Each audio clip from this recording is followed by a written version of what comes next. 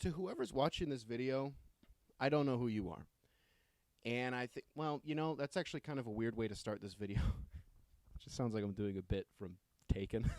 But I don't, right? And I know that at the end of the day, we're probably not going to agree on everything, whether it's philosophically or culturally or just in plain basketball terms. Like, there are going to be so many things that we disagree on, such as life. I think it's important to surround yourself with people who you can have those engaging dialogues with, because this is neither here nor there. I think we can all agree on one thing, and that thing is probably this. We tried. I feel like we tried pretty hard. Maybe we didn't. But television is, as far as I'm concerned, and by my best approximation, something that is, I have a very slender grasp on how to actually measure. Television's dead. By every conceivable metric in my brain, I'm good. Like, I don't really want to watch this anymore. I would rather turn on a basketball game, and if it's halftime, choose to actually watch. Are you still watching the halftime shows? I kind of didn't think so. Like, I would rather not listen to Shaq anytime he gets backed into a corner into any argument. Just talk about how many rings he has, or just talk down to Chuck because he didn't win a ring. Or, like, if it's Candace and Dwayne Wade and Ernie and Kenny Smith, that's great. Like, I'm all the way here for that because we're going to hear a little bit of X's and O's, and we're going to actually get some basketball talk. But, like, watching Chuck spin around in a chair and then fumble his way to a 150-inch television screen where at which point they will actually do X's and O's. I'm going to be honest, I actually kind of like that part of the show. Whenever I do watch, which isn't often anymore, it's just wrong. And you just have people lying.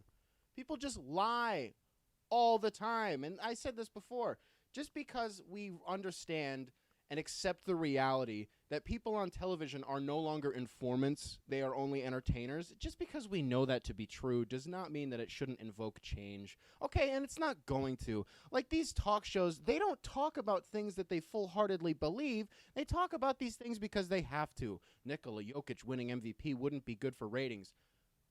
Off. Like, that's the most annoying thing in the world. Do you love this game or not? Do you like this game? Do you like the game of basketball? Great. Then what you're watching right now in the playoffs should actually be really exciting. And a guy like Jokic, the 41st or 42nd pick in the draft, winning MVP, a guy who looks like he does, I mean, it's astounding. It should, if nothing else, like as human beings, as regular human beings, as people who would never have a shot in the NBA, I feel like a guy like Jokic should actually capture the hearts of people more than a guy like LeBron James. Because if a guy who looks like Nikola Jokic can win MVP, who knows what you sitting at home could do, right? Like, that's all that I'm saying.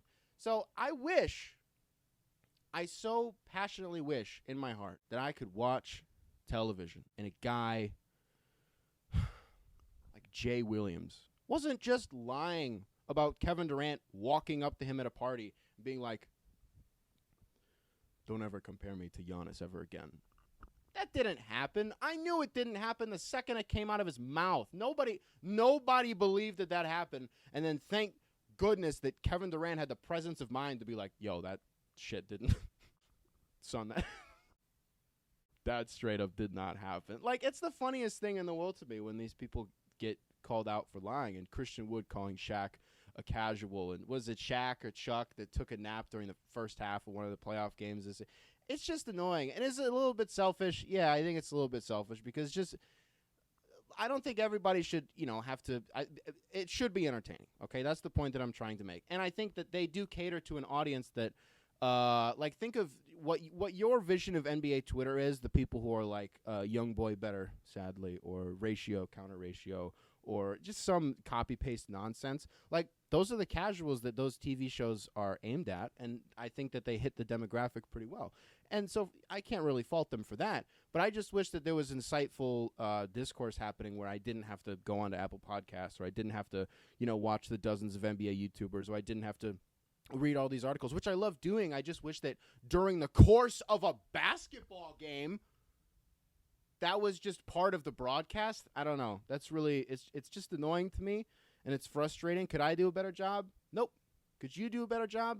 Depends on who's watching this. I'm trying to think of all the people who could be watching this. Probably not. I think you're probably just as dumb as I am. But that's okay, as long as you can we start the revolution? I'll be the flagship for that. We'll start the revolution. TV's dead. We need better people on television. And I'm out on everything that we have. And honest to goodness, when it comes to these old heads talking about the game, like whether it's Chuck or whether it's Shaq or with anybody that it is, it's always the same rhetoric where it's like, well, defense when I played, it was so much more difficult. It was so much harder. Here's the thing with that.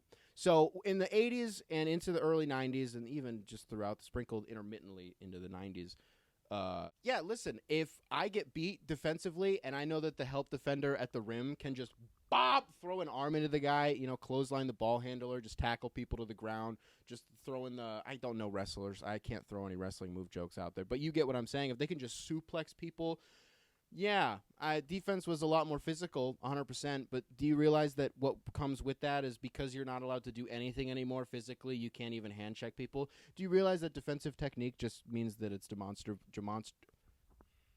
it is demonstrably better than it was whenever it is that you played because the game is elevated? Grow the game the way that you're supposed to, and then we're not going to have these people who consistently bitch about how the game was so much better when Mike played or when Isaiah played. Shout out to Isaiah Thomas. And if that's not insufferable to you, then you know what might be? It's these same people who just get so pissed and so bent out of shape when all these players decide that they want to control their own destinies and go to these other teams and actually play with the teams in the organizations and with the players, their actual friends that they want to be playing with. Oh my God, Danny H coming out anonymously. All these, I don't like that I can no longer monopolize all these players and their careers, and players who are predominantly black, by the way, and these predominantly white owners. But that's a conversation for a different day. I'm so mad that I can't capitalize off of them and all this. It is doing quite the disservice to the league. You know who moves in silence and everybody respects? And we talk about him all the time. Every time you hear from him, it's just a big bear hug of awesome. It's Allen Iverson, right? Like, remember at the NBA awards when Drake was like, I know Allen Iverson's out here just on some really casual vibes, connecting with some old friends? That's Allen Iverson all the time. Why can't everybody embrace the new generation like that? Sucks. I would say that if we haven't started the revolution already, that we should probably do that soon. It's time. It's time to do that. I'm tired of this.